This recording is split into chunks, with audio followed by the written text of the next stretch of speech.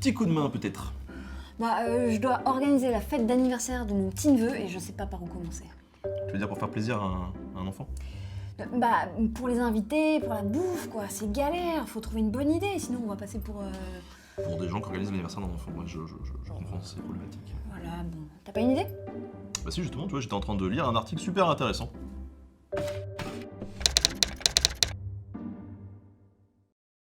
À une époque, on faisait des petites sauteries pas dégueulasses et on appelait ça des banquets. En marge de l'exposition universelle de 1900, il y a eu de nombreuses manifestations qui ont été organisées à Paris, et le 22 septembre, qui est la date anniversaire de la proclamation de la Première République, le président Émile Loubet, il va inviter à déjeuner les maires de toutes les communes de France, d'Algérie et des colonies. Ok, vas-y, raconte, je note. Plus de 20 000 maires, quelques députés, sénateurs, préfets et journalistes. En tout, c'est quasiment 23 000 personnes qui sont invitées. Ah, ouais, ok. Et bout à bout, les tables elles s'étendent quand même sur 7 km. Et là, du coup, le repas peut commencer. Alors en gros, là, pour que tout le monde soit rassasié, faut compter 2400 kg de viande, 2430 faisans, 2000 kg de saumon, 2700 canetons, 2500 poulardes de Bresse. Attends, 1200 litres de maillot? Ouais, mais ça c'est pour le saumon. Enfin, le problème quand tu invites autant de monde, c'est d'être sûr qu'ils vont quand même tous se pointer, surtout quand il y a un enjeu politique derrière. Ah non, mais je suis pas sûre que le petit fasse de la politique, là. Tu sais, c'est vite arrivé, on sait jamais. Le gouvernement, qui n'est pas très sûr des sympathies que ses invités ont à son égard, a pris une très sage précaution pour les obliger à assister au banquet. Le voyage jusqu'à Paris, il est à moitié prix, mais à une condition. Au départ de leur commune, messieurs les maires paieront les pleins tarifs. Et la gratuité du retour leur est accordée à la condition que leur carte d'invitation porte un visa qui sera mis au verso durant le banquet. Racolage et économie. Et puis une fois que tu as réuni les convives, un petit discours du président de la République, ça passe toujours bien. Il est 1h15 quand le président de la République se lève pour prononcer son discours.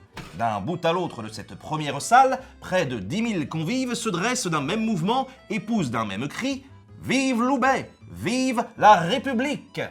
Monsieur Loubet dit son discours pour les 2000 personnes les plus rapprochées de lui. Mais attends, ça doit durer 3 jours une teuf pareille. Ah mais même pas.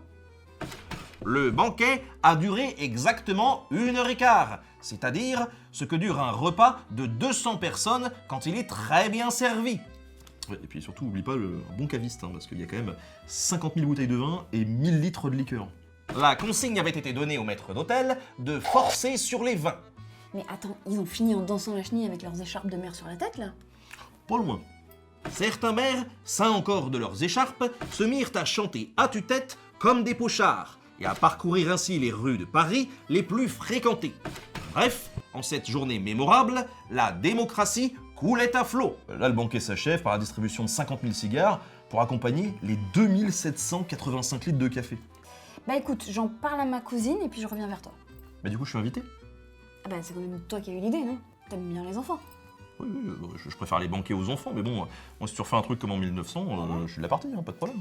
Donc, Benjamin, ensuite Léa, le petit, ensuite Tata Suzanne, C'est avec Malotte, il t'en reste 22 900 et des brouettes, quoi. Tonton Jean-Claude, Ouais.